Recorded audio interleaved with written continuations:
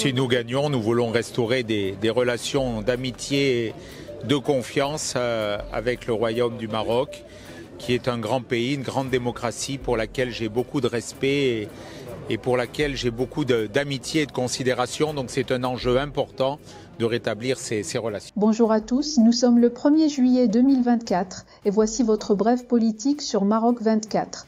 Pour commencer, Éric Ciotti a récemment annoncé que sa coalition avec le Rassemblement national, RN, envisage un rapprochement inédit avec le Maroc s'il remporte les élections.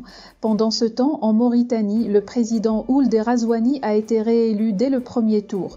Simultanément à Johannesburg, l'initiative royale Afrique-Atlantique en vedette au Parlement panafricain. Ne manquez pas les détails complets sur ces actualités tirées des sites L'Opinion, Express et le 360.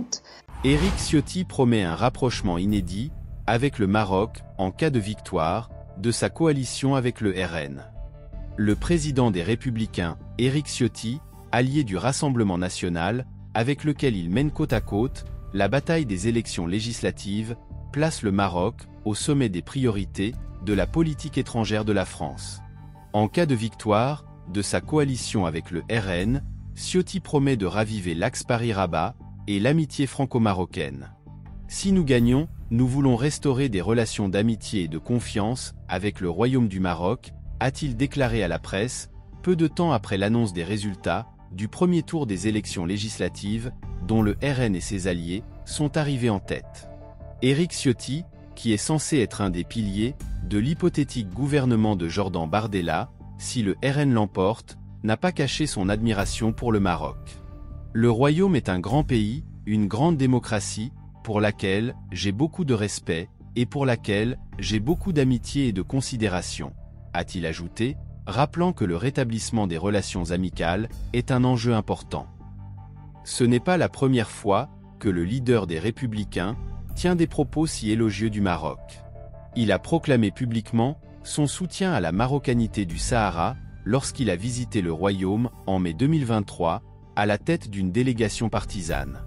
Rappelons qu'Éric Ciotti s'est allié avec le Rassemblement national contre l'avis de la direction des Républicains qui l'ont exclu de la direction du parti. Le RN et ses alliés sont arrivés en tête du premier tour du scrutin législatif avec 34% des voix. L'hégémonie du parti de Marine Le Pen devrait se confirmer au deuxième tour selon les projections. Or, la majorité absolue demeure incertaine. Mauritanie, Ghazouani réélu président au premier tour. Le président mauritanien sortant, Mohamed Ould Cheikh El Ghazouani, a été réélu dès le premier tour pour un second mandat avec 56,12% des voix, a annoncé lundi la Commission électorale nationale indépendante, CENI. Ghazouani devance largement son principal rival, le militant anti-esclavagiste, Biram Da Abed, qui a obtenu 22,10% lors du vote de samedi, selon les résultats annoncés devant la presse, par le président de la CENI, Da Ould Abdeljelil. Biram Da Abed a déclaré dimanche qu'il ne reconnaîtrait pas les résultats officialisés par la CENI, instrumentalisés, selon lui, par le pouvoir. Le candidat islamiste de Tawassoul, premier parti d'opposition à l'Assemblée nationale, Hamadi Ould Sidi El Mokhtar, se classe troisième avec 12,78% des suffrages, selon ses résultats. Nous avons tout fait pour préparer les conditions d'une bonne élection, et nous y avons relativement réussi, a déclaré le président de la commission électorale. Ghazouani, militaire de carrière, de 67 ans, et grand favori de l'élection, l'avait déjà emporté au premier tour en 2019 avec un score un peu moindre de 52%. Les Mauritaniens ont donc choisi la continuité à la tête de leur pays de 4,9 millions d'habitants, qui n'a plus connu d'attaque djihadiste sur son sol depuis 2011, alors qu'elle abonde au Mali voisin et ailleurs au Sahel. Les résultats publiés, depuis samedi soir, en continu, bureau par bureau, sur une plateforme officielle en ligne, ne laissaient guère de doute sur l'issue du scrutin. Ghazouani a fait de l'aide aux plus démunis et à la jeunesse un de ses chantiers prioritaires. En Mauritanie, les moins de 35 ans, qui représentent plus de 70% de la population, partent de plus en plus vers l'Europe ou les États-Unis. À Johannesburg, l'initiative royale Afrique-Atlantique, en vedette au Parlement panafricain.